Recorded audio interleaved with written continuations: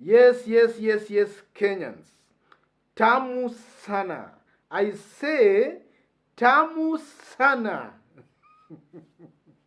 Oh yes, oh yes, oh yes. Gideon Moi paid Raila a courtesy call yesterday at Raila's current residence. He was accompanied by Uhuru Kenyatta's elder brother, Muhoho Kenyatta. And about 2 weeks ago, President Uhuru Muigai Kenyatta also paid Raila a courtesy call at Raila's current residence. So we can hypothetically assume that Gideon Moi's courtesy call was a follow-up to Uhuru's initial or Uhuru's first courtesy call. In an agreement or in a negotiation, you can fail to agree on something and then you can promise that I'll get back to you maybe after 1 day, after 1 week, or maybe after 2 weeks or something like that. So Uhuru Kenyatta's first courtesy call to Raila Amolo Odinga, maybe they never agreed on some issues. So Uhuru Kenyatta might have assured Raila that he would get back to him after some times. Then after that, maybe Raila waited and waited, but there was no feedback coming. And that is the time we heard of a Raila-Ruto alliance. It was during that time of wait.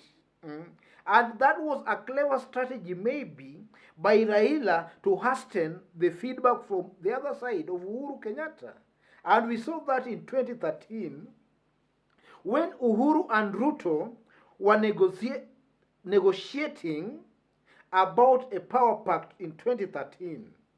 At a time maybe they were not coming to agreement, Ruto threatened to look for Raila Odinga. And the following day, they sealed a power pact with the President Uhuru Muigai Kenyatta. That was in 2013. So Raila Amolo Odinga might have employed the same tactic. So before we get into the inner details of what the message might have been, let us see what top leaders in this country tweeted or rather said about the meeting between Raila and Gideon Moi. Let's start with one man, David Ndii, this economist. David Ndii tweeted this on his Twitter handle.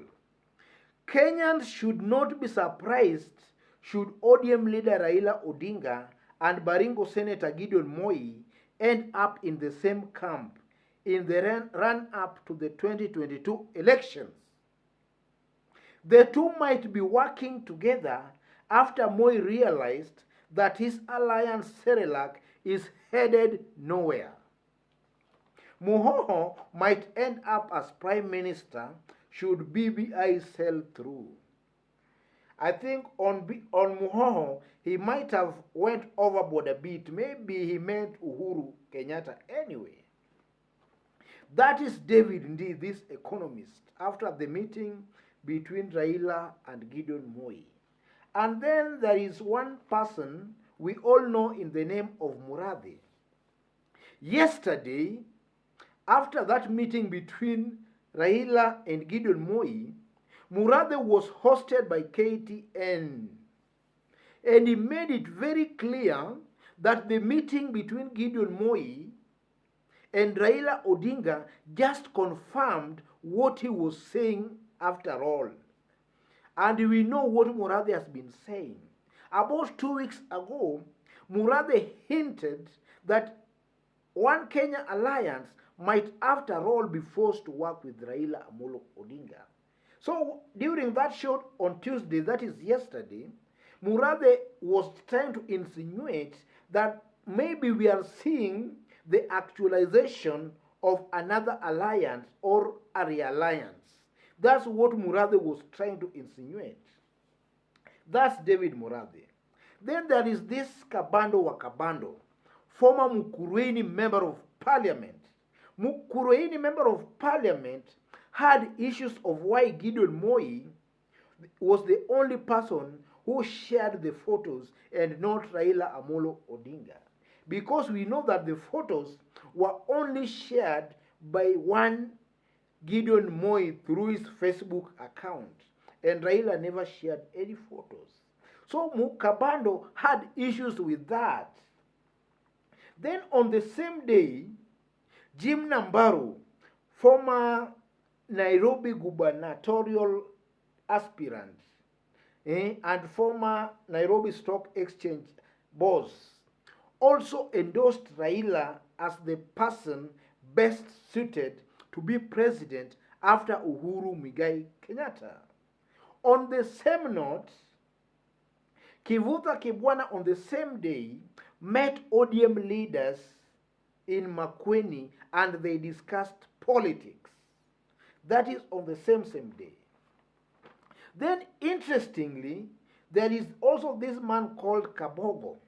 Kabogo elicited a lot of reaction and there were a lot of hate and likes by Kabogo's post. Kabogo hinted that some people watashangaa, which most Kenyans construed to mean he was targeting OKA principles, or maybe he was targeting one William Ruto. I think it's better there. Most Kenyans conclude that maybe he was targeting OKA principles or maybe William Ruto. And then before I forget, on the same day, on the same day, Migori ODM branch officials gave Okoth Obado 1 week to quit the party or they expel him. Because we know, ladies and gentlemen, that at the time there was a very strong perception that Uhuru had betrayed Raila. Okoth Obado threatened to also quit ODM and go back to his PDP party. And I don't want to talk much about Okoth Obado because Okoth Obado was my high school teacher and I was his class prefect. So I don't want to dwell much into Okoth Obado. That's a story for another day. So ladies and gentlemen, these were the reaction of top Kenyan leaders after the meeting between Gideon Moi and Raila Amolo Odinga.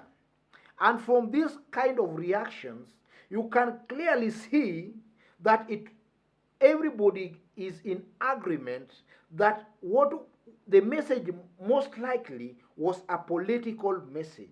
And David Murathe confirmed that pretty well. So we can all assume and agree that the message Gideon Moi took to Raila Amolo Odinga was a political message. As much as it might have been also about BBI. BBI is nothing to Raila if Raila cannot be guaranteed or be assured of his 2022 chances. So we can assume it was about 2022 power pact. And Gideon Moi was just delivering Uhuru Kenyatta's message. And the message was very clear. We can hypothetically, yes, we can hypothetically, yes, agree that it was just about 2022 power pact. And that Uhuru might have sent Gideon Moi to affirm and assure Raila Amolo Odinga that they are ready to form an alliance with Raila Amolo Odinga heading towards 2022. And that is exactly what I've been saying in this channel. I've been putting it very clear, and for those who have been following me can attest to that. I've been putting it very, very clear that there exists an original plot about 2022. And the original plot is a Raila Gideon ticket or a Raila Uhuru ticket. It's that simple, ladies and gentlemen. So let me leave it there today. I don't have much today. So if you've bumped on this video, for the very first time or in this channel for the very first time, tap on the subscription button and also kindly give this video a like. Drop a comment so that we can know you are here. Otherwise, God bless you. God bless Kenya. Thank you.